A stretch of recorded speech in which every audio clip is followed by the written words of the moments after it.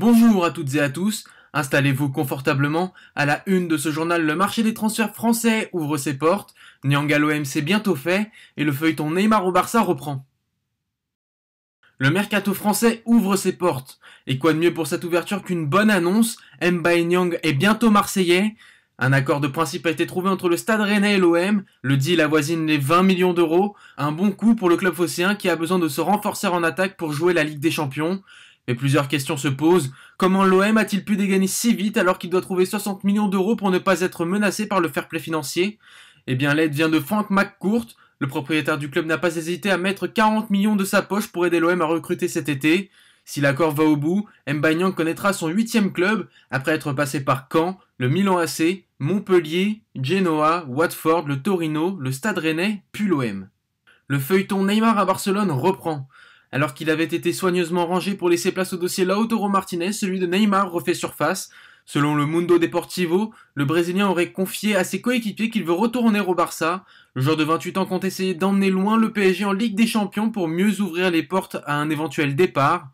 Le transfert pourrait se situer aux alentours de 170 millions d'euros pour un joueur que le PSG a arraché contre 222 millions d'euros l'été 2017.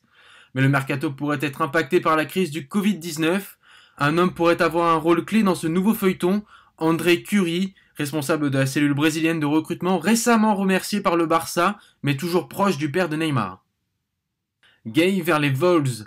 Auteur d'une saison très satisfaisante avec le PSG, le Sénégalais pourrait déjà plier bagage. Le profil du joueur intéresse en Angleterre, plus précisément à Wolverhampton.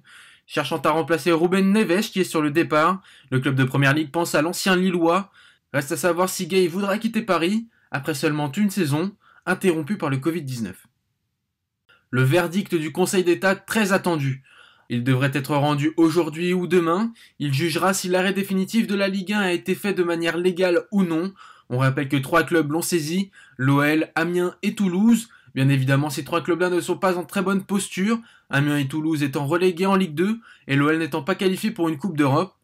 Par ailleurs, l'avocat du club olympien a déposé un mémoire au Conseil d'État, dans lequel figure un système de play-off qui permettrait de finir le championnat, et qui serait compatible avec le calendrier de l'UEFA, puisque ces play-offs devraient se finir le 2 août. Disputer les 10 dernières journées de championnat aujourd'hui, matériellement, c'est extrêmement compliqué pour ne pas dire impossible. Cela aboutirait à des cadences de matchs absolument irréalistes pour les joueurs, a expliqué l'avocat Gilles Le Châtelier aux antennes de RMC. Et on termine avec le scénario qui envoie l'OL en Europe. Les finales de Coupe de France et de la Ligue vont être disputées à huis clos, mais pas sur les mêmes dates, comme un club est présent dans les 2 matchs, le PSG. Saint-Etienne jouera pour la Coupe de France, l'OL pour la Coupe de la Ligue. Samedi, le président de l'UEFA a expliqué clairement que le 3 août servait de date butoir pour conclure les championnats et Coupes nationales pour définir les qualifiés pour les prochaines éditions des Coupes d'Europe. Problème, la LFP a prévu de jouer la finale de la Coupe de France le 8 août. Ainsi, et ce même en cas de victoire, Saint-Etienne ne sera pas qualifié. En revanche, l'OL n'est pas logé à la même enseigne. La finale de Coupe de la Ligue devrait se jouer vers le 25 juillet. Le club lyonnais est donc éligible en cas de victoire pour l'Europa League. Un scénario totalement lunaire qui ne manquera pas de scandaliser les dirigeants de la SSE s'il se confirme. C'est tout pour aujourd'hui. Je vous donne rendez-vous demain pour votre nouveau journal. À bientôt sur Foot 01.